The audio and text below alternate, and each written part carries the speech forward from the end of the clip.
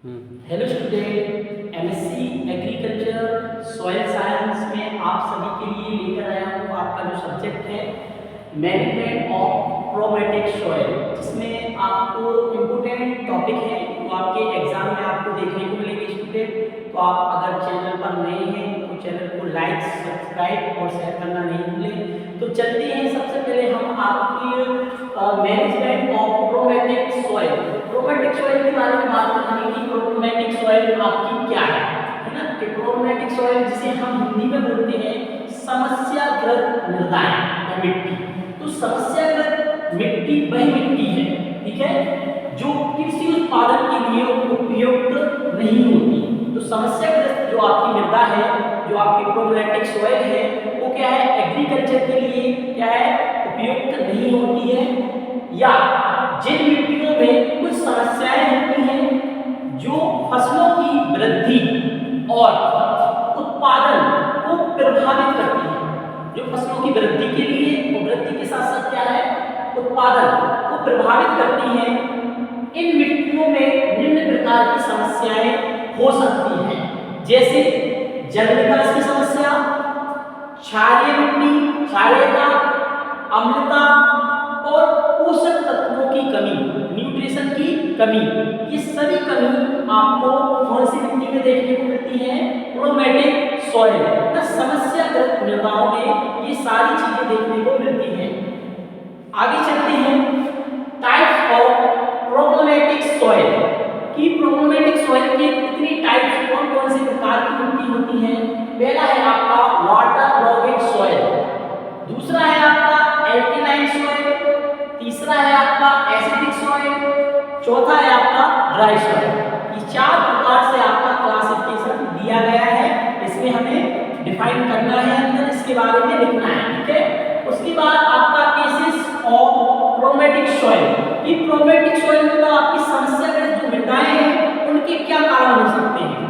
तो climate change, जलवायु का परिवर्तन, सॉइल इरोजन, उसके बाद है आपका over use of chemical fertilizer, कि आपकी जो केमिकल फर्टिलाइजर है वो ज्यादा से ज्यादा यूज करने से आपका एक समस्या बन सकती है मृदा के लिए।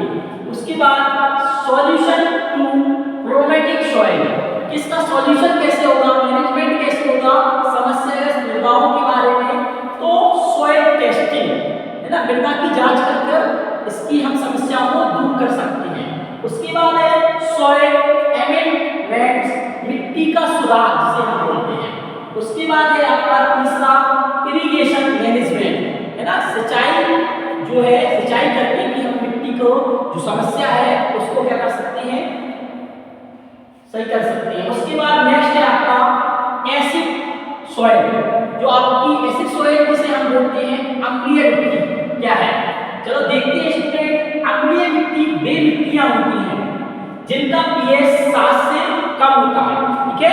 अम्लीय मिट्टी जिसका पीएच 7 से कम होता है, और क्षारीय मिट्टी क्या होती है, जिसका पीएच मान 7 से अधिक होता है, वो आपकी क्षारीय मिट्टी कहलाती है।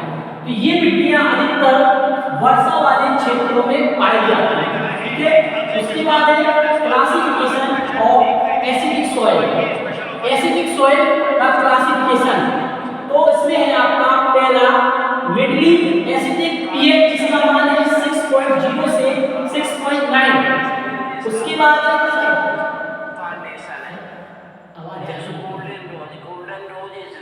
है आपका मॉडरेट एसिडिक सॉइल जिसका पीएच मान कितना होना चाहिए, 5.5 से 5.9। उसके बाद है आपका स्ट्रॉन्ग एसिडिक सॉइल जिसका पीएच मान है आपका 4.5 से 5.8 तक। उसके बाद है स्ट्रॉन्गली एसिडिक सॉइल जिसका पीएच मान कितना होता है, 4.5 से कम होता है। ये आपका क्लासिफिकेशन है इसका एसिडिक सॉइल का, ठीक है स्टूडेंट। ये आपका आएगा तो आप एग्जाम में कर सकते हैं। उसके बाद क्वालिटी ऑफ इरिगेशन की सिंचाई की गुणवत्ता के बारे में पूछा, ठीक, क्या क्वालिटी है सिंचाई, जल की गुणवत्ता फसलों की वृद्धि उत्पादन के लिए बहुत महत्वपूर्ण होती है। जो आपकी सिंचाई है उसकी गुणवत्ता फसलों की वृद्धि के लिए और उसके बाद उत्पादन के लिए, ग्रोथ, और उसके बाद उत्पादन क्या है आपका प्रोडक्शन। बहुत ज़्यादा महत्वपूर्ण होती है, इम्पोर्टेंस होती है। निम्नलिखित मापदंडों के आधार पर इनका मूल्यांकन किया जा सकता है कि हम क्वालिटी को कैसे चेंज करेंगे। ठीक है, पहला है पीएच वैल्यू, ठीक है, उसके बाद है एल्कलाइनिटी, उसके बाद है हार्डनेस, चौथा है आपका सेलेनिटी, पांचवा है आपका बैक्टीरिया एंड वायरस। ठीक है, उसके बाद हम एल्कलाइन सॉइल के बारे में बात करेंगे कि एल्कलाइन सॉइल आपकी क्या होती है, जिसे हम क्षारीय मिट्टी कहते हैं। क्षारीय मिट्टी जिसका पीएच मान कितना होता है 1.5 से अधिक। ठीक है, 1.5 से अधिक जो मिट्टी होती है आपकी वो कैसे कहलाती है, क्षारीय मिट्टी कहलाती है। क्षारीय मिट्टी उन क्षेत्रों में ज्यादातर देखने को मिलती है जहां की जलवायु स्वच्छ और गर्म होती है। ठीक है, उन क्षेत्रों में ज्यादातर हमें क्षारीय मिट्टी देखने को मिलती है। उसके बाद है आपका सैलाइन सॉइल। सैलाइन सॉइल की बात करें जिसे हम लवणीय मिट्टी कहते हैं। लवणीय मिट्टी जिसका पीएच मान 1.5 से कम होता है। ठीक है, 1.5 से कम होता है वो आपकी लवणीय मिट्टी होती है।